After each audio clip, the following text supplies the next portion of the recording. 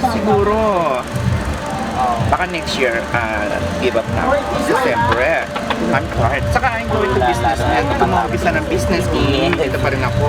Mas maganda yung nakakapit sa may ano. So, kailangan marami ng yung grill So, doon. marami Tapos ng dalaglag, split. Ganon. put my crown to be a queen. So, with library. Ano ko, doon ako nag-start sa mga gay bar, gay bar. So sabi ko noon, why not man di ako, siyempre kumukupas na tayo, no? Yeah, why not mag-show ka na lang ng performer ka naman ng O-bar. So nagustuhan naman ng mga performer ko, tapos hanggang chika-chika, whatever. So maraming character, nagagawa ko rin naman.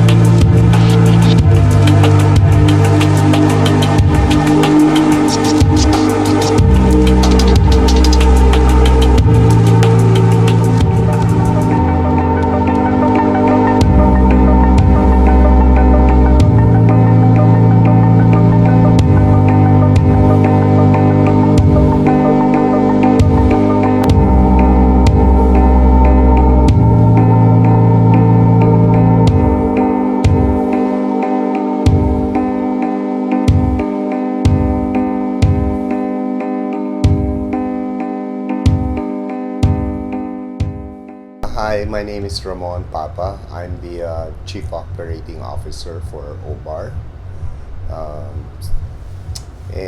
Basically I handle the backroom operations. Actually, it was supposed to be a restaurant. That was what we were looking for when we went to Malate. A group of friends wanted to open up a restaurant. And then when we did go to Malate, we noticed that most of the restaurants were closing. So we said, why don't we just open a bar? And another friend found a space, except that was 2 floors and he only needed 1. So we said, okay, we'll get the ground floor, you take the 2nd floor. And then we said, well, it's going to be a bar, and it was in the corner of Orosa and Nakpil, which was at that time where all the gay bars were. So we decided, why don't we just open a bar to service the community, to serve the community. And basically that's how it happened. Now, as far as how we are today, there really was no concept. It just evolved. So from a regular bar, little by little things got added, things got removed, So basically it was like that. We really didn't have a business plan. So turned out okay, I guess.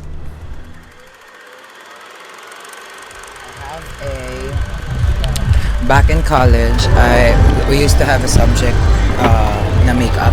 So, meron kaming drag makeup. So, we do na open. And also, my late professor used to be a drag queen sa Malate. So, ayun. After college, trabaho ko sa iba't ibang industry. And then, 2 years ago, I went to a point na quarter life, hindi ako nag-misgay. Quarter life crisis, as you may call it, na hindi ko na alam kung saan ako lulugar kasi wala akong stable job and other stuff, ganon. So, sakto, nag-post ang Over Philippines na Facebook page ng audition, and then yun na. Orosa, actually. When we were getting a name, you know how you have to register with the DTI. We had all sorts of names that we submitted. And they were all denied. And finally, somebody at DTI said, why don't you just use O? Anyway, you're an Orosa, and nobody has gotten that name yet. Has registered that name. So we said, that's not a bad idea. So that's how that O became O-Bar. Thank you, Maria Orosa. Actually, I'm used to be the backup dancers of Kat Kat. And yes, and Mama Letlet. And Mama Eva Papaya. Sila talaga yung mga una kong nakasama. Yes. Tapos yun, nung medyo nagsawa na ako sa pagda-dancer, tanahin ko naman bakla-baklaan. Ganyan. Ito, mag-makeup, mag-drag queen. Kung kulit sila nakasama kami nila Kat, tuloy-tuloy na. Actually, yung Regine kasi, hindi ko naman talaga siya balak karirin before. Ang una kong pinerform ay J-Lo and Beyonce. Tapos nagkaroon lang kasi kami ng concept sa Obar na kailangan OPM divas yung gagawin. Tapos Regine lang yung naiwan sa akin. So sabi ko, sige na nga, try natin. Ayun, tuloy-tuloy na lang din. Nung una hindi. So, kasi, biglaan lang yung concept. So, biglaan ko lang din siyang nagawa. Tapos nung sinabi nila, pwede pala, i-try mo na lang din. Kasi may friend ako dati na impersonator din ni Regine, si Mavi. So nakikita ko siya kung paano nagawin si Regine, yung gumagano'n yung mata. So alam ko, familiar ako sa gagawin ko. So after biggest contribution. Ito, lalo na yung pride na party, annual pride party namin every year, yung katapusan ng June. Yun yung pinakabongga. Oo. Isa rin kasi kami sa unang mga nag-start ng mga pride party. So yun, isa yun sa mga contribution na. I'd be lying if I didn't say I was proud, but we owe a lot to the community, really, our guests, our staff, our managing partner, Rupert Acuna. I think it's also because of the way we present ourselves to the community. Like they said, there's no drama in O-Bar. Everybody's welcome. So I think that's one of the reasons why we got big, and we got people who come in regularly. Some of them more often than I in a week. They're here all the time. Start ako sa P2 and then nag-try ako mag-audition dito. Tapos yun, natanggap ako, tapos binigyan nila ako ng schedule. Tapos yun, hanggang sa nagtuloy-tuloy na siya. Sakto, yung dati kong bar na pinagsesetan, yung P2 bar sa Cubao, nag-close siya. So, dito ako na-focus. So, yun na, natuloy-tuloy na siya. Wala, nag-start talaga ako as and then, pagka-graduate ko kasi ng high school, tinawagan ako ng mama kong Becky. So, kinontak niya ako para kunin as a female dancer dun sa politics sa Malate.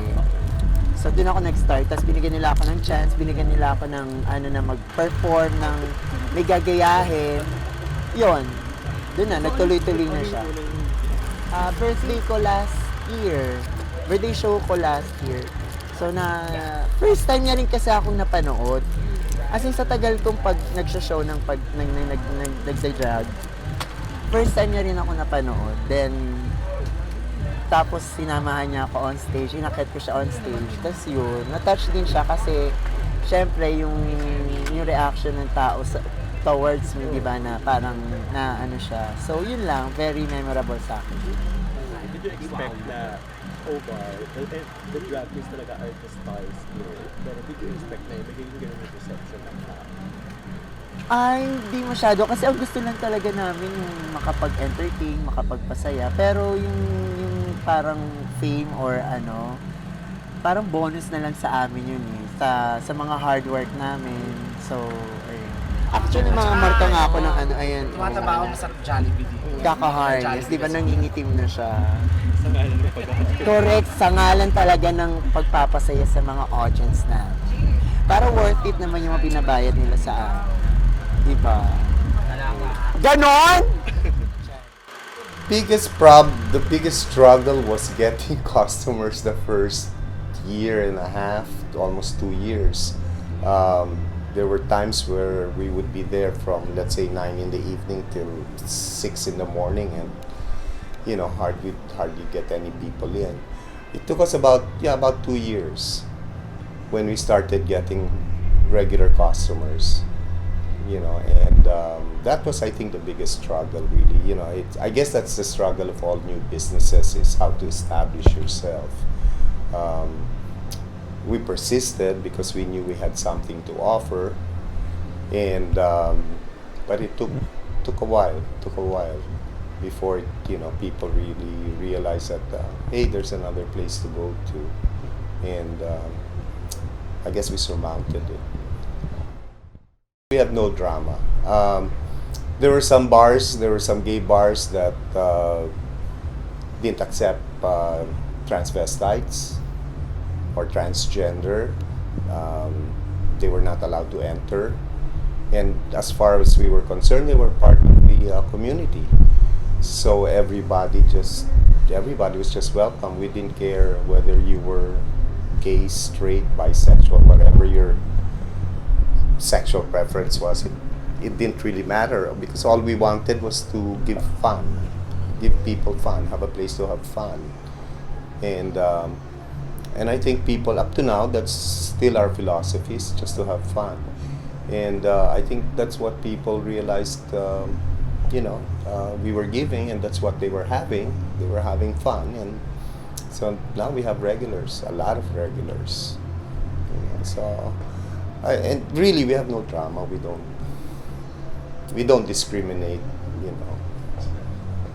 There's too much discrimination already, and why add to it? And we're gay, so we get discriminated. We know how it feels.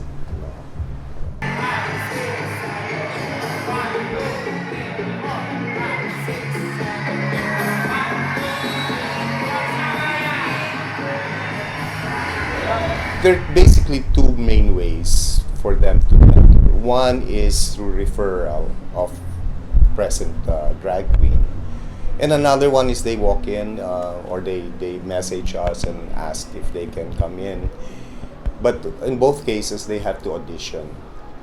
And then we see if there's a potential, if they have a potential, because it's not easy. And I think our standards, especially now, are so much higher. But it doesn't mean that they have to be good it doesn't mean they have to be very good when they audition. But the potential has to be there. For example, like this newer batch, these younger ones like Angel, Maxi, Bench, MC, Gigi. These are all young kids. And when they auditioned, we saw something in them that, we said, yeah, this person has something that, and probably will be able to do. We probably can be able to improve on their talent. Just pull out that talent. And I think now you can see that. It's funny, especially Bench, the one who does Sarah, because we're kind of strict and sometimes we're bitchy. And I remember telling her, I said, you look like a grasshopper on stage, because she's so tall, she's so long, her arms are all over the place, her legs are all over the place. But now with the training that they're getting, she's one of our best now. And she has a lot of fans. Isa ko maging international queen. Diba? Kagaya ng isa na nga lang namin sister na nasa US ngayon, parang proud na proud kami sa si Brigading. Proud na proud kami sa kanya kasi dream niya talaga yun. Gusto ko rin ganun. So, what steps are you taking now para Siguro magiging inspirasyon kasi Gigi kung ano yung mga ginagawa niya. Gagawin ko rin yung mga gagawin niya. Magpalawak ng ang tawag doon, Yung social media, parang palawakin mo yung sarili mo, ganon. There was a time where we had the Malate branch. We had Malate, and then we had our Ortigas at the same time. But when Ortigas was first proposed to us by one of our friends, we said, no. We're doing fine. We're doing fine. Then he insisted, this friend of ours insisted, and said, no, don't worry, I'll help you, I'll put in some money, I'll invest, I'll help you, build the bar. And so he said, if he doesn't make money, then after a year or two, then you don't owe me anything. So we said, fine. And so finally we opened, and then after 6 months, but it was funny because the first 6 months, it was just like Malate in the beginning, where they would have 2 people, 3 people. And then, but that was funny because I remember one night on the 6th month, because we opened December. Come June, all of a sudden I'm coming here, and we were on the 2nd floor, and there's a line going up. And I'm like, what's going on? Why is there a line? And then it was just people, all of a sudden, just in one day. It was just like, and that was actually a big highlight, come to think of it. That was really a big highlight.